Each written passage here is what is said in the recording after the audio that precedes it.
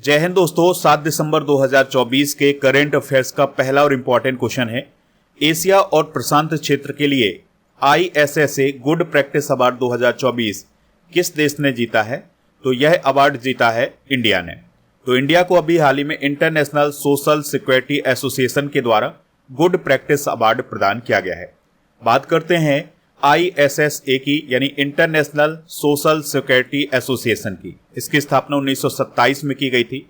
Geneva Switzerland में इसका headquarter है और इस संगठन में राष्ट्रीय सामाजिक सुरक्षा एजेंसियां जुड़ी हुई होती हैं। तो भारत की जो सामाजिक सुरक्षा एजेंसियां हैं वो कौन कौन है? कर्मचारी राज्य बीमा निगम और राष्ट्रीय सुरक्षा परिषद। तो ये भारत की सामाजिक सुरक्षा से जुड़ी हुई एजेंसियां हैं और यही ISSA की मेंबर होती हैं। हाल ही में प्रदान किए गए कुछ प्रमुख अवार्ड डिस्कस करते हैं। तो फिलीपींस की मारिया विक्टोरिया जुआन को Aster Guardians Global Nursing Award 2024 प्रदान किया गया है। यह अवार्ड इंडिया में प्रदान किया जाता है और यह अभी बेंगलुरु में प्रदान किया गया था। डॉक्टर वसंत गोयल को UN ग्लोबल एक्सीलेंस अवार्ड से हाल ही में सम्मानित किया गया है। दोस्तों, स्वीडन की एक फिल्म है जिसका नाम है क्रॉसिंग, तो उसने 55वें इफ्फी अवार्ड 2024 में ICFT यूनेस्को गांधी मेडल जीता है। ठीक है, अगर हम बात करें इफ्फी की, तो इफ्फी का फुल फॉर्म होता है international film festival of India. तो इसका जो 55वां संस्करण है यह गोवा में आयोजित किया गया था। तो उसी में ICFT यूनेस्को गांधी मेडल प्रदान किया गया है क्रॉसिंग फिल्म को। लिथुआनिया की एक फिल्म है जिसका नाम है टॉक्सिक, तो इसको इफ्फी 2024 में गोल्डन पीकॉक अवार्ड मिला है। दोस्तों, अभी हाल ही में आयुष मंत्रालय के द्वारा IITF यानी इनक्रेडिबल इंडिया टूरिस्ट फैसिलिटेटर 2024 में इनोवेटिव पवेलियन के लिए सिल्वर मेडल हासिल किया है। यहां पर बात हुई है आयुष मंत्रालय की। तो भारत सरकार का जो आयुष मंत्रालय है उसके मंत्री कौन है? प्रताप राव गणपत राव जाधव। ठीक है, तो ये आप याद रखिएगा। भारतीय रासायनिक परिषद ने अभी हाल ही में OPCW द हैग पुरस्कार 2024 जीता है। Gas authority of India limited यानी गैल ने initiative in promoting company of the year का पुरस्कार अभी हाल ही में जीता है। दोस्तों, अभी हाल ही में शास्त्रीय संगीतकार घन बेनोथन रेटनम को सिंगापुर के सांस्कृतिक मेडल से सम्मानित किया गया है। तो ये अभी हाल ही में प्रदान किए गए अवार्ड हैं, तो इनको आप नोट जरूर करें। आप इस पूरे लेक्चर को बहुत ही ध्यान से लास्ट तक देखिएगा। लास्ट में आपसे क्वेश्चन पूछा जाएगा जिसका आंसर आपको कमेंट बॉक्स में बताना है। अगर आप चैनल पर पहली बार आए हैं तो चैनल को सब्सक्राइब कर लें, बेल आइकन भी दबा लें, जिससे आपको समय पर सबसे पहले नोटिफिकेशन मिल सकेगा। जो लोग हमसे नए जुड़ रहे हैं उनके लिए बता दें कि आप स्टडी करके ऐप को इंस्टॉल कर लें। इसका लिंक डिस्क्रिप्शन बॉक्स में दिया गया है। तो यहाँ पर आपको हर महीने के करेंट अफेयर्स की ई बुक मिल जाएगी। अगला क्वेश्चन है, अष्टलक्ष्मी महोत्सव का आयोजन कहाँ किया गया है? तो इसका आयोजन नई दिल्ली में किया गया है। इसका उद्घाटन किया है 6 दिसंबर 2024 को प्राइम मिनिस्टर मोदी जी ने। दोस्तों, यह 3 दिन का महोत्सव होगा और इसका आयोजन नई दिल्ली के भारत मंडपम में किया जाएगा। और इस महोत्सव में पूर्वोत्तर भारत की कला, शिल्प और परंपराओं को दर्शाया गया है। यानी कि जो पूर्वोत्तर भारत के राज्य हैं उनकी कला, शिल्प और परंपराओं को दर्शाने के लिए यह महोत्सव आयोजित किया गया है। इसके अलावा हथकरघा, हस्तशिल्प, कृषि और पर्यटन को बढ़ावा देने के लिए यहाँ पर प्रदर्शनियाँ शामिल की गई हैं। इसके अलावा कुछ फैशन शो भी आयोजित किए गए हैं। बात हुई है एक महोत्सव की, तो कुछ इंपॉर्टेंट महोत्सव डिस्कस करते हैं। तो नागी पक्षी महोत्सव 2024 का आयोजन बिहार के जमुई में किया गया है और डोस मोचो महोत्सव 2024 का आयोजन लद्दाख के लेह में किया गया है। चौथा, राष्ट्रीय चिल्ला पक्षी महोत्सव 2024 ओडिशा राज्य में आयोजित किया गया है। चंडीगढ़ में 11वां अंतर्राष्ट्रीय कठपुतली महोत्सव आयोजित किया गया है और कर्नाटक के मैसूर में सुचूर यात्रा महोत्सव आयोजित किया गया है। हरियाणा के फरीदाबाद में 37वां सूरजकुंड शिल्प मेला 2024 आयोजित किया गया है। मुंबई में काला घोड़ा कला महोत्सव 2024 का आयोजन हुआ है। राजस्थान के बीकानेर में अंतर्राष्ट्रीय ऊंट महोत्सव आयोजित किया गया है और तमिलनाडु में थाई पूसम त्योहार मनाया गया है। इसके अलावा राजस्थान के जैसलमेर में डेजर्ट फेस्टिवल 2024 का आयोजन किया गया है। अगला क्वेश्चन है, 30वें कोलकाता अंतर्राष्ट्रीय फिल्म महोत्सव में किस देश को थीम देश चुना गया है? आंसर हो जाएगा फ्रांस को। तो दोस्तों 30वां कोलकाता अंतर्राष्ट्रीय फिल्म महोत्सव 4 दिसंबर 2024 से कोलकाता में शुरू हुआ है और इसका थीम देश कौन है 2024 का? फ्रांस। इस महोत्सव में 29 देशों की लगभग 180 फिल्में दिखाई जाएंगी, जिसमें 21 फिल्में फ्रांसीसी लैंग्वेज की होंगी। दोस्तों, इस फेस्टिवल को कोलकाता के कई स्थानों पर 11 दिसंबर तक आयोजित किया जाएगा। कुछ इंपॉर्टेंट करंट अफेयर्स डिस्कस करते हैं। तो इफ्फी 2024 में सत्यजीत रे life time achievement award Australia के फिल्म निर्देशक फिलिप नॉइस को प्रदान किया गया है। इफ्फी 2024 के लिए फोकस देश कौन रहा है? ऑस्ट्रेलिया रहा है। साल 2025 के कोलकाता पुस्तक मेले का थीम देश कौन है? जर्मनी। नई दिल्ली में आयोजित अंतर्राष्ट्रीय पुस्तक मेले 2024 में सऊदी अरब अतिथि देश रहा है। अंतर्राष्ट्रीय व्यापार मेला जो कि भारत में आयोजित किया गया है 2024 में, तो इसमें झारखंड को फोकस राज्य का दर्जा प्रदान किया गया है। इसके अलावा आपको याद रखना है दोस्तों कि जो नागालैंड राज्य में हॉर्नबिल फेस्टिवल आयोजित किया जाता है, उसके लिए साझेदार राज्य के रूप में किसे चुना गया है? सिक्किम को चुना गया है 2024 में। नेक्स्ट क्वेश्चन है, हाल ही में भारत के किस पड़ोसी देश ने चाइना के साथ बेल्ट एंड रोड योजना पर समझौते पर हस्ताक्षर किए हैं? आंसर हो जाएगा नेपाल। यानी अब नेपाल चाइना की बेल्ट एंड रोड योजना का हिस्सा बन चुका है। तो इसके लिए अभी हाल ही में नेपाल और चाइना के बीच समझौते पर हस्ताक्षर किए गए हैं। दोस्तों, अब हम समझते हैं कि यह चाइना का बेल्ट एंड रोड इनिशिएटिव क्या है।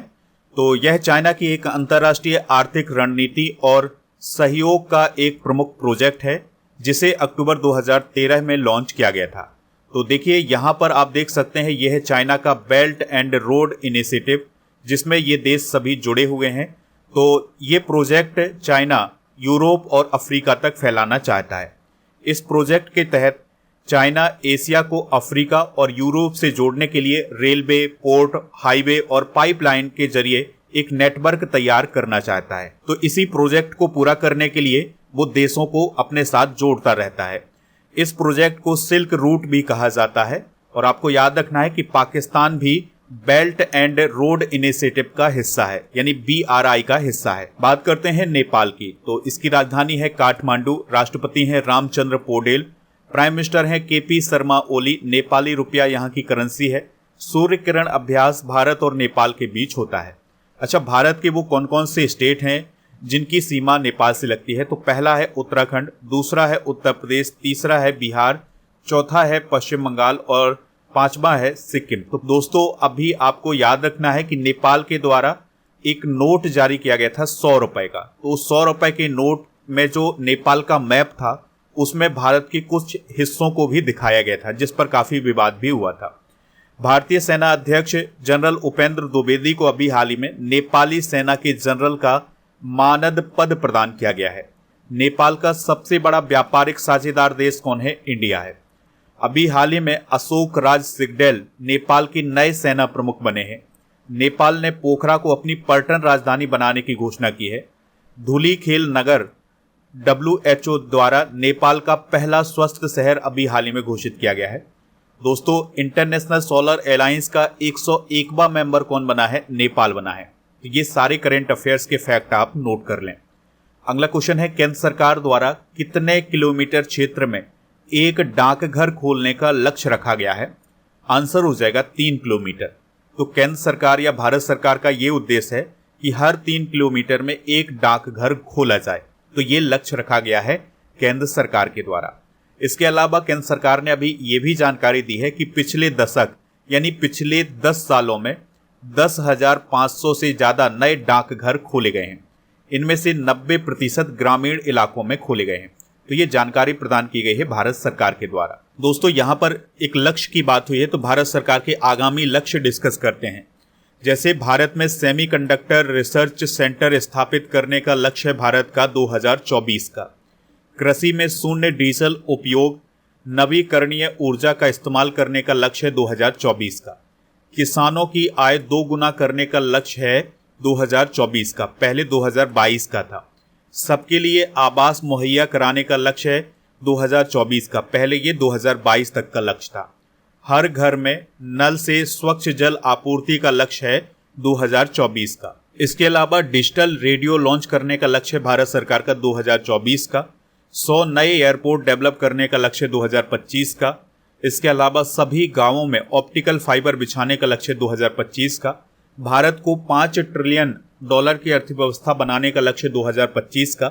भारत को टीबी फ्री देश बनाने का लक्ष्य 2025 का। इसके अलावा भारत को शुद्ध शून्य उत्सर्जन हासिल करने का लक्ष्य रखा है 2070 का। बढ़ते हैं अगले क्वेश्चन की तरफ। तो अगला क्वेश्चन है, गूगल ने किस शहर में भारत का पहला गूगल सेफ्टी इंजीनियरिंग सेंटर स्थापित करने की घोषणा की है? आंसर हो जाएगा हैदराबाद। तो दोस्तों, हाल ही में गूगल ने हैदराबाद में भारत का पहला गूगल सेफ्टी इंजीनियरिंग सेंटर स्थापित करने की घोषणा की है। और यह जो सेंटर स्थापित किया जाएगा, यह अंतर्राष्ट्रीय साइबर सुरक्षा के केंद्र के रूप में कार्य करेगा, यानी कि इसे साइबर सुरक्षा प्रदान करने के लिए स्थापित किया जाएगा। कुछ इंपॉर्टेंट करंट अफेयर्स डिस्कस करते हैं। तो L&T टेक्नोलॉजी सर्विसेज ने बेंगलुरु में एयरबस के लिए simulation centre of excellence launch किया है। TCS ने फ्रांस में global AI centre of excellence का अनावरण किया है। पटना में भारत का पहला डॉल्फिन रिसर्च सेंटर खोला गया है। 2035 तक भारत अपना स्पेस सेंटर स्थापित करेगा। सुप्रीम कोर्ट परिसर में आयुष वेलनेस सेंटर का उद्घाटन किया गया है। ओडिशा के संबलपुर में भारत के पहले स्किल इंडिया सेंटर का उद्घाटन किया गया है। मध्य प्रदेश के ग्वालियर में दिव्यांग लोगों के लिए देश के पहले उच्च तकनीक वाले खेल प्रशिक्षण केंद्र का उद्घाटन किया गया है। तो ये सारे सेंटर आप नोट कर लें। अगला क्वेश्चन है, किस देश ने भारत को MH-60R बहुउद्देशीय हेलीकॉप्टरों के लिए सहायक उपकरण की बिक्री हेतु सौदे को मंजूरी दे दी है? आंसर हो जाएगा अमेरिका। यानी इसका मतलब ये हुआ कि जो MH-60R हेलीकॉप्टर है, इसके लिए जो उपकरण है वो कौन प्रदान करेगा? अमेरिका प्रदान करेगा। तो इसके लिए अभी हाल ही में इंडिया और अमेरिका के बीच में जो सौदा हुआ था उसको मंजूरी दे दी गई है। तो ये जो सौदा हुआ था ये $1.17 बिलियन का सौदा हुआ था। दोस्तों, जो MH-60R हेलीकॉप्टर है, इसका इस्तेमाल भारतीय नौसेना के द्वारा किया जा रहा है। और इसका निर्माण किसने किया है? अमेरिका की एक कंपनी है जिसका नाम है सिकोरस्की, उसके द्वारा इसका निर्माण किया गया है। चलिए कुछ इंपॉर्टेंट करेंट अफेयर्स डिस्कस करते हैं। तो DRDO की स्वदेशी असॉल्ट राइफल उग्रम को अभी हाल ही में लॉन्च किया गया है। भारतीय नौसेना को पहला स्वदेशी स्टारलाइनर ड्रोन दृष्टि 10 अभी हाल ही में प्राप्त हुआ है। हाल ही में DRDO ने भारतीय लाइट टैंक जोरावर का ऑटोमोटिव परीक्षण किया है। DRDO और IIT दिल्ली ने मिलकर के अभेद नाम की एक हल्की बुलेट प्रूफ जैकेट बनाई है। असमी मशीन पिस्टल को अभी हाल ही में कर्नल प्रसाद बंसोड और DRDO के साथ मिलकर के बनाया गया है। ठीक है, तो ये करंट अफेयर्स भी आप नोट कर लें। अगला क्वेश्चन है, हर साल किस दिन को सशस्त्र सेना झंडा दिवस के रूप में मनाया जाता है? तो आंसर हो जाएगा 7 दिसंबर को। तो हर साल भारत में 7 दिसंबर को सशस्त्र सेना झंडा दिवस मनाया जाता है। तो इस दिन क्या होता है कि भारतीय झंडे, बैच, स्टिकर और अन्य वस्तुएं बेची जाती है और उससे जो पैसा प्राप्त होता है, जो धन प्राप्त होता है, उसको सशस्त्र बलों के कर्मचारियों की बेहतरी के लिए लगाया जाता है। अब हम दिसंबर माह के प्रमुख दिवस डिस्कस करेंगे। तो 1 दिसंबर को विश्व एड्स दिवस, नागालैंड राज्य दिवस, BSF का स्थापना दिवस मनाया गया है।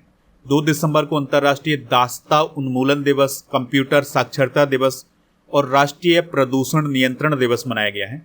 3 दिसंबर को विश्व विकलांग दिवस, 4 दिसंबर को नौसेना दिवस और अंतर्राष्ट्रीय बैंक दिवस मनाया गया है। 5 दिसंबर को विश्व मृदा दिवस, अंतर्राष्ट्रीय स्वयं सेवक दिवस मनाया गया है। 6 दिसंबर को नागरिक सुरक्षा दिवस और डॉक्टर BR अम्बेडकर का महापरिनिर्वाण दिवस मनाया गया है। 7 दिसंबर को आप सभी को पता है, अभी हमने डिस्कस किया है, सशस्त्र बलों का झंडा दिवस मनाया गया है। 8 दिसंबर को सार्क चार्टर दिवस मनाया जाता है। इसके अलावा भारतीय नौसेना का पनडुब्बी दिवस, भारतीय सेना सेवा कोर दिवस मनाया जाता है 8 दिसंबर को। 9 दिसंबर को अंतर्राष्ट्रीय भ्रष्टाचार निरोधक दिवस, 10 दिसंबर को अंतर्राष्ट्रीय मानवाधिकार दिवस मनाया जाता है और 11 दिसंबर को राष्ट्रीय माउंटेन दिवस मनाया जाता है। दोस्तों, दिवस से रिलेटेड एक वीडियो बनाया गया है आपके लिए, जिसमें हमने 555 दिवस डिस्कस किए हैं 2024 के। तो वो वीडियो आप देख सकते हैं। जैसे ही आप चैनल पर विजिट करेंगे तो आपको वो वीडियो मिल जाएगा, तो उसमें आप सभी दिवस को नोट कर सकते हैं और वो दिवस आपके एग्जाम में पूछे भी जाते हैं। अगला क्वेश्चन है, अन्न चक्र और स्कैन पोर्टल का अनावरण किसने किया है? आंसर हो जाएगा इसका प्रहलाद जोशी जी ने। तो दोस्तों, खाद्य और सार्वजनिक वितरण मंत्री हैं प्रहलाद जोशी जी, तो उनके द्वारा अभी हाल ही में नई दिल्ली में अन्न चक्र और स्कैन पोर्टल लॉन्च किया गया है। हाल ही में लॉन्च किए गए कुछ प्रमुख ऐप और पोर्टल डिस्कस करते हैं। तो सिटीजन सेंटिनल ऐप केरल सरकार के द्वारा लॉन्च किया गया है। एफसीआई शिकायत निवारण ऐप भारतीय खाद्य निगम के द्वारा यानी एफसीआई के द्वारा लॉन्च किया गया है। एक पेड़ मां के नाम पोर्टल को संचार मंत्री ज्योतिरादित्य सिंधिया के द्वारा लॉन्च किया गया है। निबाहिका वेब पोर्टल एनआईटी कालीकट के द्वारा लॉन्च किया गया है। हाथी ऐप असम सरकार के द्वारा लॉन्च किया गया है। निर्माण पोर्टल कोल इंडिया लिमिटेड के द्वारा, संज्ञान ऐप आरपीएफ के द्वारा, सारथी 2.0 ऐप सेबी के द्वारा, प्रवाह पोर्टल भारतीय रिजर्व बैंक के द्वारा और बूथ राबता पोर्टल पंजाब सरकार के द्वारा लॉन्च किया गया है। अगला क्वेश्चन है, किस राज्य में होटलों और सार्वजनिक स्थानों पर गौ मांस खाने पर प्रतिबंध लगा दिया गया है? आंसर हो जाएगा इसका असम। तो असम में अभी हाल ही में गौ मांस को पूरी तरह से बैन किया गया है होटलों, रेस्टोरेंट और सार्वजनिक स्थानों पर। इसके लिए असम मवेशी संरक्षण अधिनियम 2021 में संशोधन किया गया है। असम की बात हुई है तो दिसपुर इसकी कैपिटल है। मुख्यमंत्री हैं हेमंत बिश्वा शर्मा जो बीजेपी से संबंधित हैं। राज्यपाल हैं लक्ष्मण प्रसाद आचार्य। विधानसभा की 126, लोकसभा की 14 और राज्यसभा की यहाँ पर 7 सीटें हैं। यहाँ पर आप असम की लोकेशन देख सकते हैं। दोस्तों, असम की प्रमुख नदियां हैं ब्रह्मपुत्र, बराक, सुबनसिरी, मानस, दिखो और तोरसा। माजुली द्वीप है जो कि सबसे बड़ा नदी द्वीप है, वो ब्रह्मपुत्र नदी पर है और यह असम राज्य में है। दोस्तों, यहाँ पर प्रमुख जनजातियां हैं बोडो, कचारी, कार्बी, मिरी, मिशमी, राभा और दिमासा। मुख्य त्योहार हैं देहिंग पटकाई महोत्सव, बोहाग बिहू और इसके अलावा माघ बिहू, काटी बिहू और चाय महोत्सव यहाँ के प्रमुख त्योहार हैं। प्रमुख मेला है अंबुबाची मेला। प्रमुख मंदिर है कामाख्या मंदिर और शुक्रेश्वर मंदिर। नेक्स्ट क्वेश्चन है, नेत्रहीन महिला T20 विश्व कप की मेजबानी कौन सा देश करेगा? आंसर हो जाएगा भारत। इसका आयोजन 2025 में किया जाएगा। डॉक्टर बाबा साहब अंबेडकर की पुण्यतिथि कब मनाई गई है? आंसर हो जाएगा 6 दिसंबर को। तो डॉक्टर BR अम्बेडकर का जन्म हुआ था 14 अप्रैल 1891 को मध्य प्रदेश के महू में और उनका निधन हुआ था 6 दिसंबर 1956 को। दोस्तों, वह भारतीय संविधान की प्रारूप समिति के अध्यक्ष और भारतीय संविधान के जनक कहे जाते हैं। नेक्स्ट क्वेश्चन है, केंद्र सरकार और एशियन डेवलपमेंट बैंक ने किस राज्य में जल संचयन के लिए $50 मिलियन के ऋण पर हस्ताक्षर किए हैं? आंसर हो जाएगा मेघालय। नेक्स्ट क्वेश्चन है, स्वास्थ्य मंत्री JP नड्डा ने पंचकुला हरियाणा से कितने दिन का टीबी उन्मूलन अभियान शुरू किया है? आंसर हो जाएगा 100 दिन का। दोस्तों, अब हम कल के करेंट अफेयर्स को एक बार रिवाइज करेंगे। भारत ने फाइनल में किस टीम को हराकर 11 पुरुष हॉकी जूनियर एशिया कप 2024 जीता है? पाकिस्तान। राज मनचंदा का निधन हो गया है, वह किस खेल से संबंधित थे? स्क्वैश। दूसरा, भारत UK 2+2 विदेश और रक्षा संवाद कहाँ आयोजित किया गया था? नई दिल्ली में। Aster Guardians Global Nursing Award 2024 किसने जीता है? मारिया विक्टोरिया। 3, क्रिमिनल कानूनों को पूरी तरह से लागू करने वाला भारत का पहला केंद्र शासित प्रदेश कौन बना है? चंडीगढ़। हाल ही में सुप्रीम कोर्ट के जज कौन बने हैं? जस्टिस मनमोहन। किस देश ने सबसे तेज दौड़ने वाले रोबोट स्टार 1 को बनाया है? चाइना।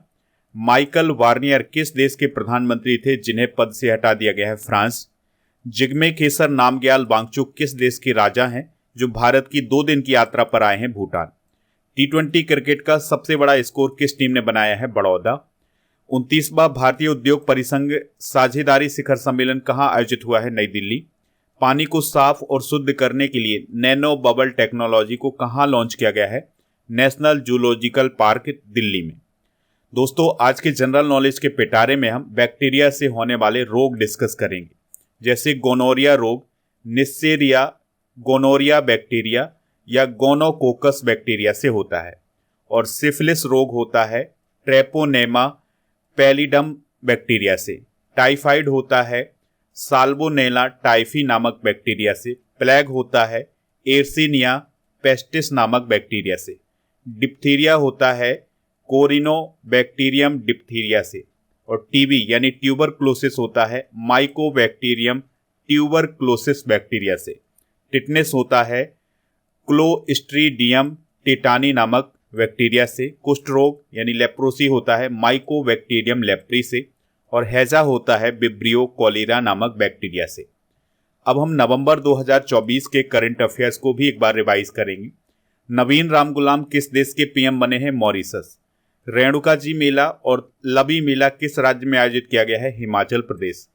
लोक सेवा प्रसारण दिवस कब मनाया गया है? 12 नवंबर को।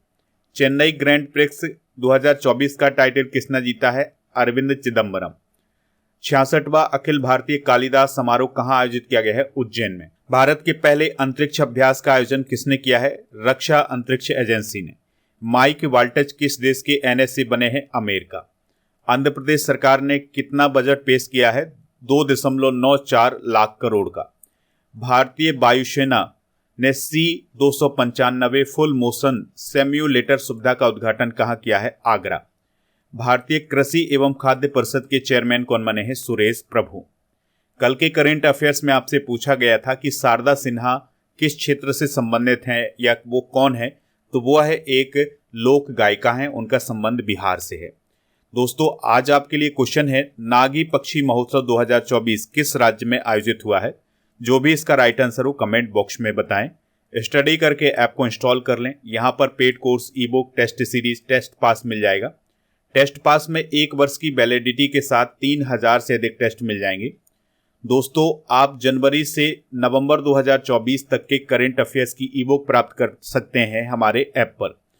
और इसके अलावा टेस्ट सीरीज वाले ऑप्शन पर आपको डेली करंट अफेयर्स का टेस्ट और मॉक टेस्ट मिल जाएगा। ई बुक वाले सेक्शन पर आपको करंट अफेयर्स की ई बुक और जीके की ई बुक मिल जाएगी, तो इनको आप वहां से प्राप्त कर सकते हैं। आप हमारे टेलीग्राम चैनल को भी ज्वाइन कर लें। चैनल का नाम है स्टडी कर ऑफिशियल। यहाँ आपको पीडीएफ मिल जाएगा।